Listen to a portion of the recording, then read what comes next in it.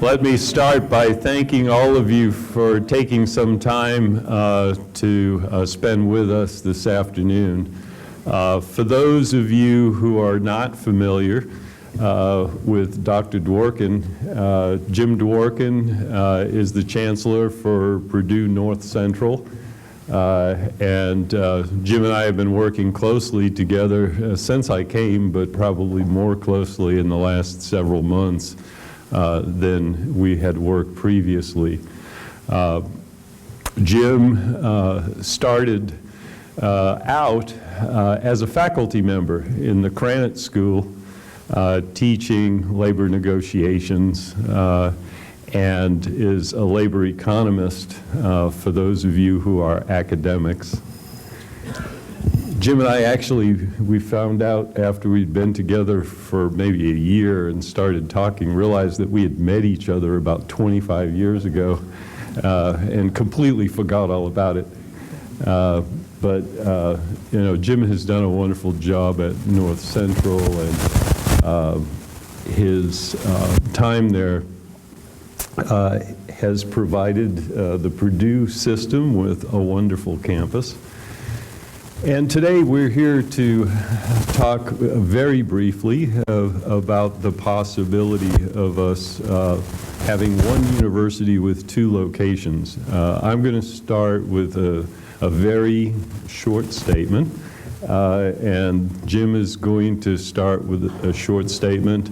But the primary reason for being here is to let you know that we have a task underway beginning today, and that we want you all to know that you are a big part of that task, and we will be looking to you for a lot of efforts in how this may all come together as we go forward. So starting that effort, we'll definitely want to give you an opportunity to ask questions. And I should tell you up front that a lot of the answers to your questions will probably be that we don't know yet, because it's something that you all will be working at going forward. But we have been given the task almost a year ago, and the three chancellors have been working with ways in which we could reduce administrative overhead in the Purdue system. And as part of these discussions about reducing overhead in the Purdue system, it became fairly clear to both of us that one easy way to do that would be to have one university administration with two campuses. We don't know at this point in time what the dollar savings will be, because I know that'll be a question. However, we do know this, and we have a commitment from the President and the Board of Trustees that whatever dollar savings we have, those dollars will be invested in students and faculty. Both of us felt strongly about that, and everyone agreed that if we're going to save money, it needed to be for an investment in continued quality of Purdue programs in Northwest Indiana. So with that, I'll turn it over to Dr. Dworkin. Jim. Thank you. Well, Tom, thank you very much for the nice introduction, and it's always nice to be back on the Calumet campus. I know a lot of people here, so it's not too strange for me. I've been on a couple of the search committees here, and so it's really nice to be back. I think that Tom summarized pretty much what we're trying to do. The way I tend to tell people is we're trying to do anything that is good for students. We're trying to make this work so we have better things happen for our students. And if that involves cutting out some administrative roles and having more money to spend for more faculty members or more money to spend for things like student access and success, so be it. I think that's all to the good. And so, like Tom said, we've been thinking about this for probably over a year.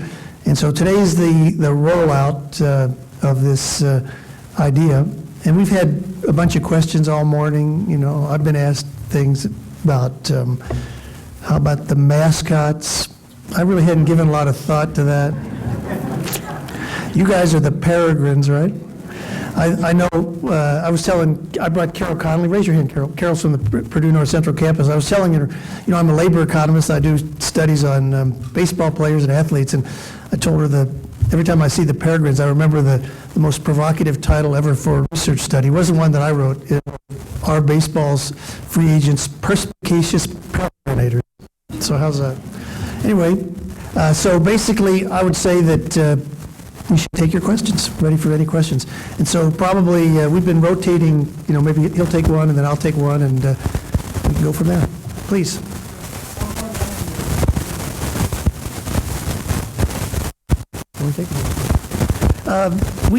The answer right now is to be determined. I can definitely tell you that as we move somewhere into the future, there'll be one chancellor and probably the highest level administrative positions. There's a lot of other areas where I think there's good possibility for cooperation as well, but like Chancellor Keon said, we'll have many discussions and opportunities to think about this, and so for now, we're just proposing the plan, and we've been given the charge by the trustees to come back and give them a more detailed plan, answers to questions like how much we'll save. It's a good question you ask, how far down the food chain. We'll probably be able to speak more about that in several months after we get the plan.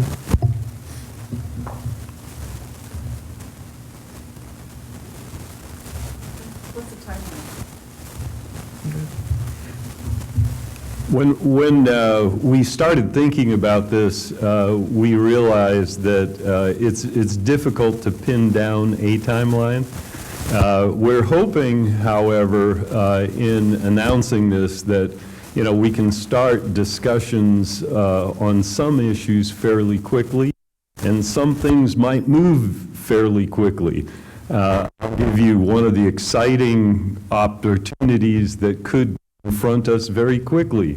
We could have one telephone system, for example, which really would not interfere greatly with anybody's day-to-day activities, but it would save us from having two telephone processes on each campus.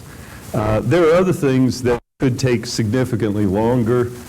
Certainly, as we start thinking about integrating academic programs and jointly admitting students into what might be this new one university, two campuses, it certainly would take 15 to 18 months. So it will take a period of time, and it'll take a lot of input and discussion. Okay, please, tell me your name, please. I don't know too many people over here. Deborah. Deborah? The cost savings back to the faculty and students, is that for this region, or will it be absorbed into the Purdue system to be redistributed? No, that's a really good question there, Deborah. I think it's 100% clear that the funds will be for this project and nothing will go towards Purdue Fort Wayne or Purdue and West Lafayette. So we'll definitely capture those savings, and like Chancellor Keon said, it'll go back into new faculty lines and maybe used for student access and success type of projects as well. I have a question about the academic side of this and faculty processes, faculty governance, tenure, that whole part of the process, is that can be left alone, or it doesn't seem like it could be left alone. This is one of those areas where, we certainly haven't been anointed to make decisions like that. In our discussions, it's our hope that the faculties will unite, that, there'll be a faculty senate. Everybody is really tenured into Purdue generally. So the faculty that are tenured on both campuses would be tenured into a new campus, but there's a lot of detail associated with that. And we're very well aware of this. Most of you probably wouldn't know this, but Chancellor Dworkin and I have been working with the economists on both campuses to put together a joint economics degree. what we realized is that we had a small group of economics students, and North Central had a small group of economics students. So our economics faculty have been working together for the last 2 months on a joint program so that as combined, there are truly enough economics students to make a viable economics major. That effort has taken quite a while. It's not near complete, and there's still more details to be worked out with that degree program. But if that's an illustration of just one simple group of 4 economists and one program, we have a long way to go. And I just might add on that it's, on the academic side, things get a lot more complicated. I mean, if we say we want to, eventually have one chancellor, basically, as long as the trustees say that's okay, we can do that. But on the academic side, you have the Higher Learning Commission, and you have the Indiana Commission for Higher Education. You have all these separate accrediting agencies, and we have some different accrediting than you do, and different programs. So it's a really good question. Yes, sir. Can you tell me where the push for this initiated? Push? Well, Tom was over here pushing me like crazy. So, no, we've actually been talking about this for quite a while. And like he said, he gave all of the economics program. There's also a DNP, Doctor of Nursing Practice. We've been working with Audine Fentiman from West Lafayette, like Tom said, with the 3 different chancellors, including Vicki Carwine from Fort Wayne for about a year. And as we have thought more and more about this, we pretty much came to the conclusion that there were some good ideas. And so we presented some ideas to the board. I had met separately with Mitch Daniels, Tom had met separately, and we'd also met with them together. And then just last week, we had this document, and we were able to present it to the Board of Trustees. So I would say the idea comes from the 2 of us, but with some help from other people along the way in thinking. Are you going to have faculty representatives in deciding how you're going to combine universities? Absolutely. Yeah, absolutely. Have you picked a name for the new university? Oh, go ahead. That's one of the ways we hope to get faculty and students involved. It will be Purdue University. So we'll certainly have 2 separate campuses. I mean, there was never any talk or any discussion about closing one of the campuses.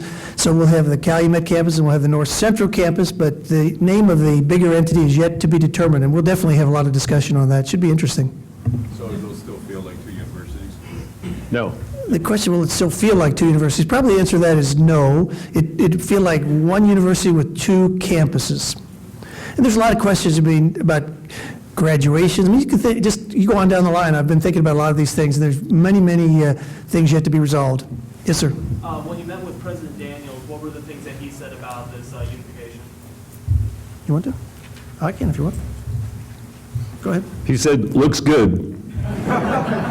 Yeah, he said go full speed ahead. I mean, my experience working with him, I won't go into a lot of detail on some of the issues I'm working on, but if you have a good idea and it's got something to do with efficiency, he'll say it looks good and full speed ahead. With this one university, 2 campuses, will students be able to take classes at both universities or both campuses? We expect that will be the case. It's likely that, and I'm just shooting from the hip here, but it's likely that there are some programs that people would have to finish on one campus or the other. So right now, for example, they have 4 degree programs that we do not have. So it may be that if you want to go from this campus to finish a degree program on their campus, that you might have to take 5 courses there, or that's a possibility. It's not likely that we'll be able to have every degree on every campus unless we use some distant learning options. But again, that's all up for discussion. But more likely, people would, in some instances, have to go to one campus or the other. Additionally, other than those 4 that they have that we don't, all the rest they already have. so people could finish them on either campus. And vice versa, this campus here has a bunch of programs that we don't have, and so I think this will work out nicely for students. On the, also on that topic, on the phone call we had earlier, somebody asked me about Purdue North Central's Porter County campus. We have a 10-acre campus in Porter County, and we use that mostly for the MBA program, but I don't know what your number is, but you probably have hundreds of students coming from Porter County, and so that'd be a good opportunity to maybe think about some sharing of classes over there. And we have a lot of people who live in Valparaiso who can take courses over there and don't have to drive all the way to the campus. Yep. What's the next step in the planning process? Is there going to be a group convened, or is there already a group that's going to be convened? Well, we basically know that sometime later this year, we have to make a presentation to the Board of Trustees. By later, I mean, it's not, the next Board of Trustees meeting is in April at the PNC campus. We can't be ready by then, so I'm thinking probably in the fall. So what the Chancellor and I have to do is get together and think about the structure, different committees, structure, different people we want to get involved and go at it. And I think we'll probably try to flesh that out the next couple of weeks and get started on this pretty soon. I was wondering about not just the faculty retention, but also how they're organized into departments. Is there going to be one department for history over both campuses, that sort of thing? That's again one of those questions that we don't have a definitive answer for. However, if we fully integrate, there should be one college for each campus, one set of department heads for each campus. If that's the direction that we plan to, or you plan to bring us. Yes. We'll go over here first. Go ahead. On our campus, we have some high-level searches going on right now for VCs and for assistant VCs. Will those continue? I think I should let your Chancellor answer that. We have some searches on campus, and it's probably likely that some will continue. However, there may be some where we may get together and talk to individuals that could be qualified for those positions and ask them about their interest and maybe go through some opportunities of sharing.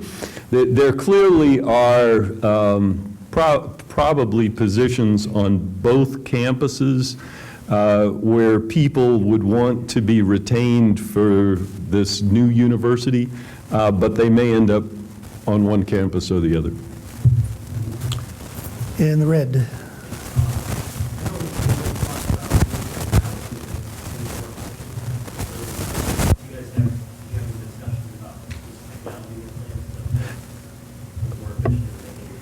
Well, that's an area that, again, I don't have a definitive answer for you, but I think the answer is definitely we'll be working on that. I mean, I think IT is one area where we can actually have some good synergies and some good areas of cooperation. And I think maybe there may be some cooperation in the teaching technologies area, things like that. But yeah, that is an area that I think we're definitely going to have some discussion on. You may want to add something else to that. Definitely technology will be used significantly across the campuses on the administrative side. What happens on the side that has to do with courses and programs is really the ownership of the faculty, and they'll have to make those decisions. But we both have two beautiful campuses. They're very different. Our beautiful campus is in the middle of a city, and their beautiful campus is on the side of a hill, basically in the countryside. And the intention is not to turn us into an online university. We have beautiful facilities. North Central is in the midst of building a new building. Both of those facilities are in lovely areas. And so although technology will be encouraged to enhance the opportunities for our students, it's not the total direction that we're going in. Yes, sir. To what extent are students involved? Yes, I think it's urgent and very important that we get students involved in this along the way. In fact, I don't know if you're doing that here, but I encourage all students to come to the seminar or the forum like this we're having at PNC this afternoon at 3:30, and I'm going to hold a separate forum tomorrow at 11:30 just for students, just to talk to them about what's happening. One way to think about it, if you, there's a lot of buzz around, there's a lot of uncertainty, it's pretty normal. You know, people who look at markets like certainty. So when there's certainty, things are calm. Whenever there's uncertainty, you see the stock market take these wild swings. And so right now, there's a lot of uncertainty, and so there's some churning. That's why people have all these questions. But I think, especially at our campus, on yours as well, we've been through so many changes and things over time. I view this as one new opportunity for another change that can make us even better and lead to better educational possibilities for many students in Northwest Indiana. And before I take another question, I'm going to just add to that briefly, since he brought up kind of a business perspective on this. Although there's always concern with uncertainty, it's the uncertain investments that give the biggest returns. Thank you. And I got a two-part question. I represent the media. And first of all, I want to say I visit with some of the outstanding faculty members here. And my question is, they were kind of surprised that they didn't receive notice today, and we got a press release at 8 a.m. Is that part of the strategy? Well, I wouldn't say that it was part of the strategy other than we just learned about it ourselves, and so now we're sharing it with the university community. So it's full speed ahead for you then? Yeah, I mean, we met with the Board of Trustees on Thursday, and we were told on Monday that we should think about how to share this information with the community and with our faculty and students. Okay, and my second question, at this time, what message would you like to send to students? I think the message I would like to send to students is that, you know, our intention, and this is something that Jim and I have spent a lot of time talking about. If this is going to be done, you know, it has to be done for students, not only the current students, but future students. And both of us feel very, very strongly that we're giving Purdue degrees in Northwest Indiana, and we want to make sure we have academically excellent programs, which is why we decided that if there are savings, it would be put back into faculty and students and programs. Yeah, and as I said in my little quote in the press release, our primary concern should always be and will always be students, and I think that's what this is all about. Yes, sir.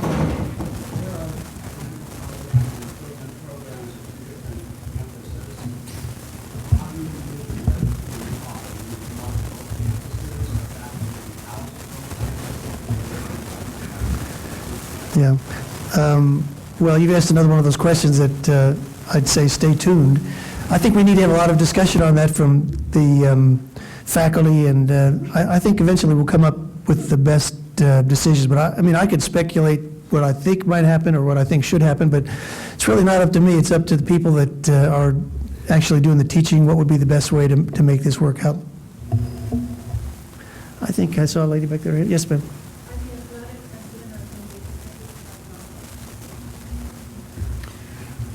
Again, that's an area of discussion. We don't have any answers on that at all.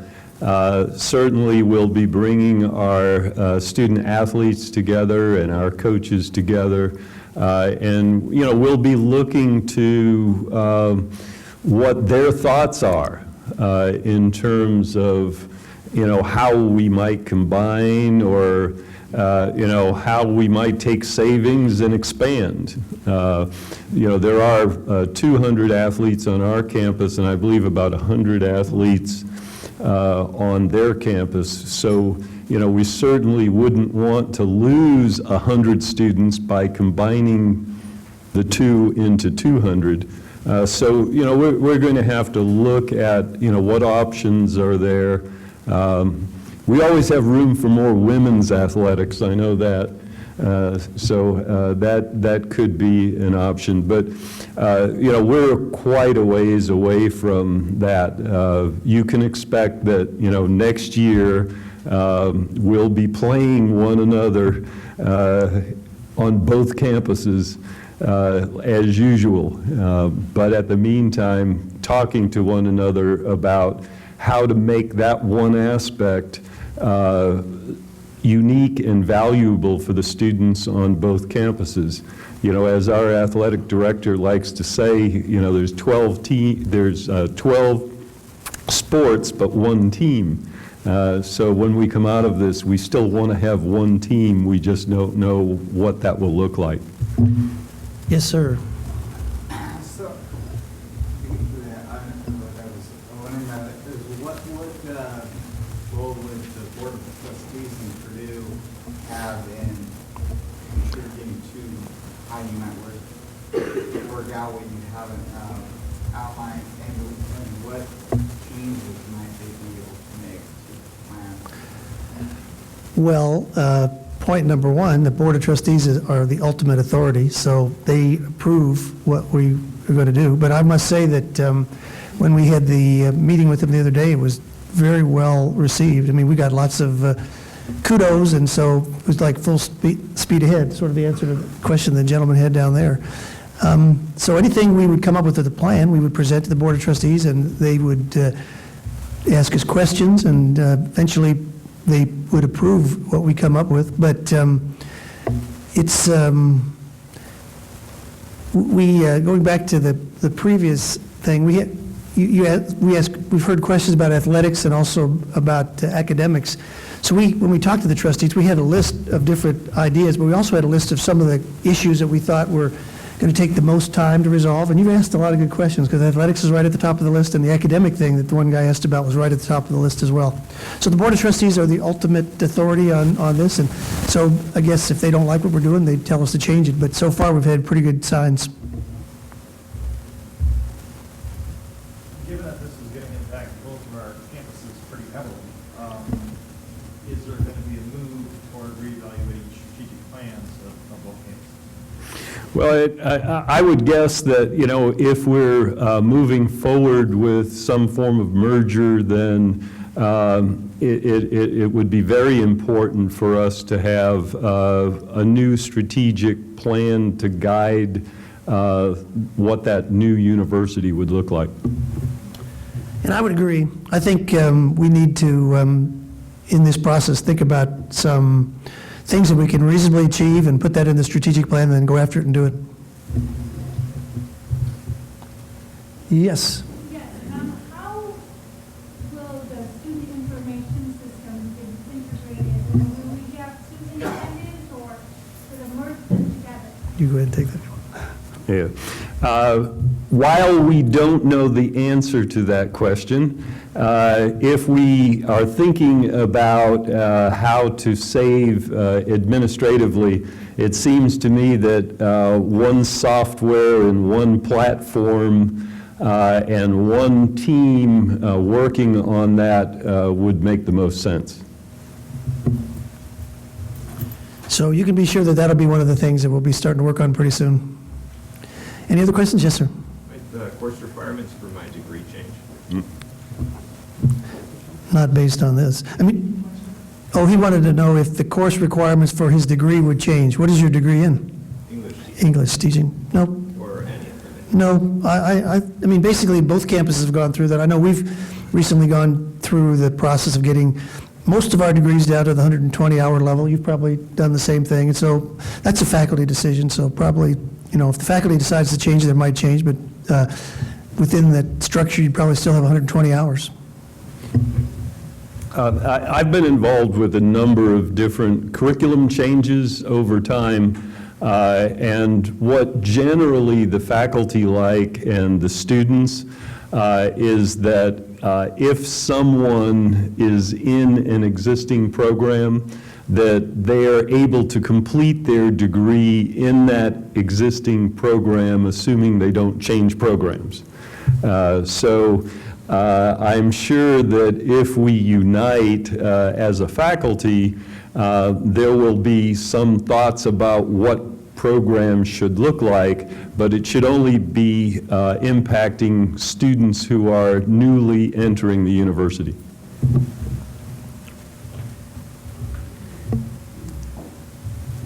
Any other questions? It's like a county council meeting, I have to say it 3 times. Any other questions? Any other questions? Well, I should let Chancellor Keehan close us out on his own campus.